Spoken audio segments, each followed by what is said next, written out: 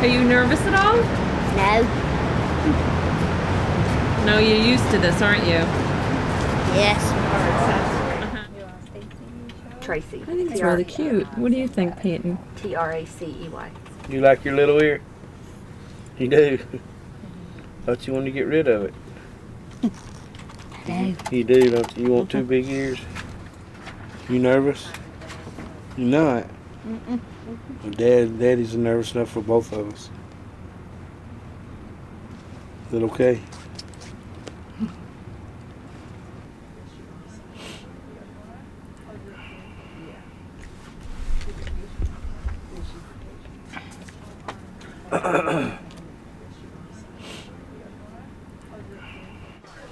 I don't think you have anything to be nervous about.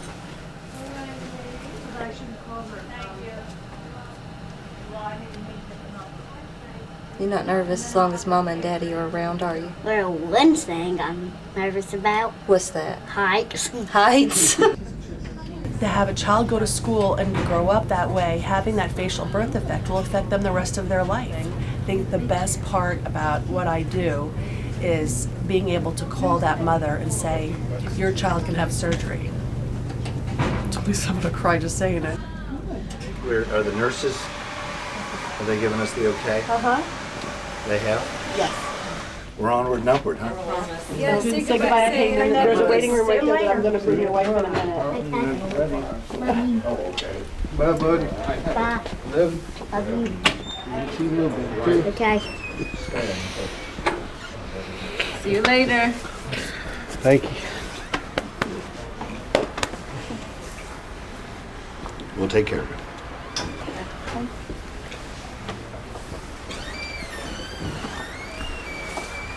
All right, you're doing all right.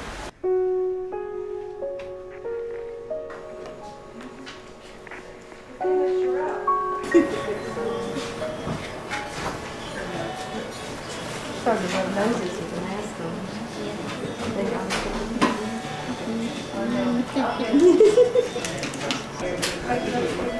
How you doing, buddy? Man, that's a big smile. That must be some laughing gas.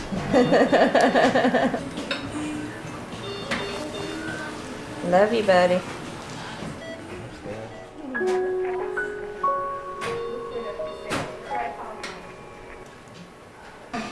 Do we have a 19 gauge needle? We had a hard time getting pregnant with him. He's our second child. And it wasn't an easy pregnancy. It was nothing like my first one. I had like 4 ultrasounds each time. They would tell me, oh, everything's fine. But I just felt different. I'm kind of customizing it to his ear. When I have bilaterals, no ears on either side, then I use the mother's ear. Oh, isn't that cool? It's all in the family, baby. I had to do an emergency C-section, and we still at that time had no clue that anything was going to be wrong. I remember having him and not hearing him cry, and asking Chris, you know, is he okay? Because I couldn't hear him cry, and the whole room was just silent. So I knew there was something going on. And then Chris finally came over and said, there's a couple, you know, he's okay, but there's a couple of things wrong. So it wasn't something we were prepared for. He had 2 extra ribs, which we always thought was really funny because a lot of the doctors use rib cartilage to make ears. So we always laughed and said, well, God knew what he was doing because he gave him the 2 extra ribs. I mean, it didn't matter what happened. Every time something, even if he got a cold, I was always, well, did they miss something? Is there something else that they missed? And I still do it now, even as old as he's got now. You know, it's never really bothered us. Just knowing sooner or later it was going to start bothering him. Yeah. Because he knows he's different, you know. Yeah. When he's, Yeah. And, you know, when he started his kindergarten, picked him up the first day, he called his mother and said, Mom, when am I going to get my big ear?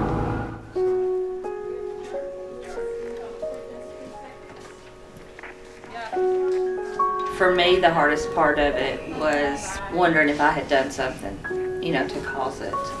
What everybody, all the doctors and everything I've read, has said is that I was probably exposed to some chemical or something within the first 3 weeks of my pregnancy, and that's what caused it. Peyton? Hey, Peyton. You in there, buddy? Hey, darling. Hey, buddy. How are you doing? Fine. Hey. Fine? You always fine, aren't you?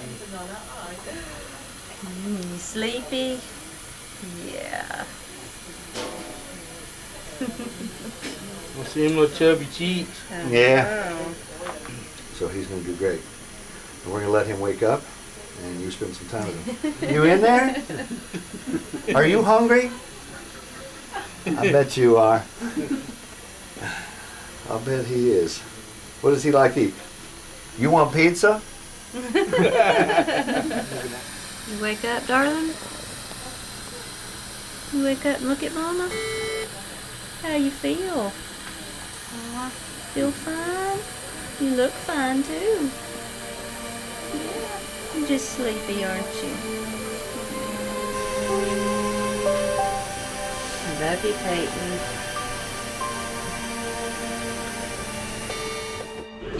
Life jackets are stored in overhead racks on the first and second decks, All he wants is french and in a fries. storage area on the top deck.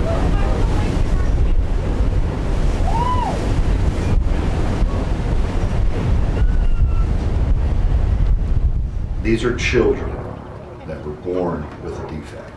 To be able to take these kids and make them hear, and make them see, make them be able to swallow, it has an immediate, profound effect on their ability to live in their communities and advance in their communities. We know that those children are going to be crippled via the ability to socialize, the ability to get out of an orphanage. You've got 100 kids in an orphanage, which one's going to be the last to get picked? A kid with a birth defect.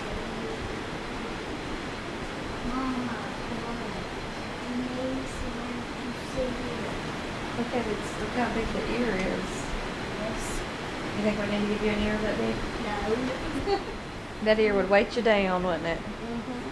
That's a pretty good ear, though. It looks like an ear. That's because it is. It's definitely not just microtia. Cleft lip, cleft palate, jaw deformities, facial paralysis, hemangiomas. Yeah, it's essentially anything. When we were in Russia, the hospital that we went to in the Ural Mountains had started off as a hospital. And people in the Ural Mountains actually started leaving their children with birth defects, and it became an orphanage because of that aspect. And so, when we went there and operated on those children, and the parents came back and got their kids and took them home, it's more than just just doing surgery.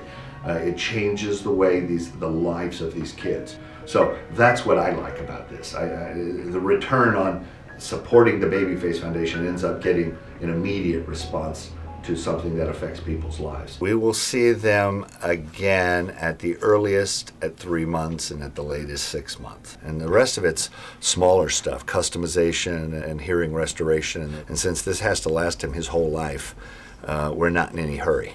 Mm-hmm. So we're just watching him heal. Most important thing is his heel, as he's doing his dance there. He's been dancing all Are you a morning. good dancer? Well, I wouldn't doubt that. Please Okay. call me all the time and send me pictures of his ear and his pretty face. Helping these kids is like helping the city. They really appreciate what my dad's doing, and I appreciate what my dad does. Every time he gets an award, I thank him for that. Thank you so much again. You too. If I ever have a foundation, or if I ever help another foundation, it'll help them and it will help me to understand that this is what people do when they have a heart, like my dad. Be good, guys. Bye, Peyton. And I don't see the Babyface Foundation locked into New York per se either. I think the Babyface Foundation can be any group of physicians and paramedical people who get together and push this paradigm out of saying, look, we get together and raise money, we can change the world. And that's what we're trying to do.